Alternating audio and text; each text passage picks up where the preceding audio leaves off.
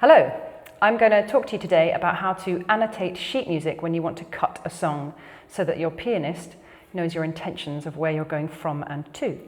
So the tools you're going to need are your sheet music, obviously, a highlighter and a pencil, very simple. The first thing I'm going to talk about is this is a pop song, and I've chosen that because they often need the most cutting. We don't want endless repeats of things. So the first thing I'm going to talk about is the introduction, which on this song is 1, 2, 3, 4 bars, which is more than we need. Bit eggy to stand there for that long. So I'm just going to take 1 bar of introduction, and to annotate that, I would put thick lines with tails going in the direction we are going to, so going in that direction, and then I would write the word start here. And to get rid of the bars we're no longer using, just some diagonal crosses through those bars. So as you can see, that's quite clear now. This is where we start the song. The next thing we're going to talk about is a repeat. So in pop songs, we try and get rid of the repeats as much as possible. And the first indication there's going to be a repeat as far as the pianist is concerned are these marks here, with these thick lines with the 2 dots. So just to get rid of them so the pianist knows we're not anticipating to repeat, we're just going to scratch through them, scribble through them. Really simple, just shows you that that's not happening. And then we're going to find where the other indication that a repeat would be happening is, which is on this page. As you can see here, as you're going through, you come to what's called a first time bar with the number 1 over it, and then the second time bar with the number 2 over it.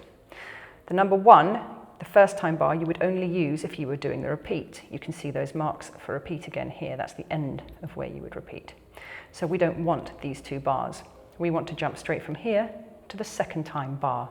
So to do that, I put these marks in again here at the beginning of the second time bar to show that's where we want to go to. And I put the mirror image of those marks in at the end of the bar we need before it to show where we're coming from and to.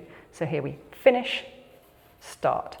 And to just help be clear with that, I would write the word cut here.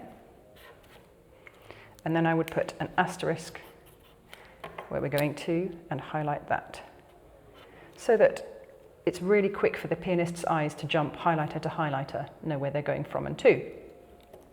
Then we're going to cross out these bars, just so it's super clear, because they're singular bars on each line here. I'm actually going to put an X through them rather than just 1 diagonal line, so it's super clear. And that way we've got rid of the first time bar and the repeat, and we're going straight from here to the second time bar and on. In this particular song, there's about 4 bars of what would be backing vocals, which we obviously won't have. So, well, unless you're lucky. So we're going to get rid of those bars. Exactly the same process that I've done before. What I want to do is go from "It was just like a song" to the lyric on the next page, "It's hard to win." So I'm going to go from the end of the bar, "It's just like a song," put my thick marks with tails to show we're finishing here. Write the word cut, highlight the word cut, go on to the next page. We want to start "It's hard to win." Now, you always take it from where the bar line is, not from where the lyric is.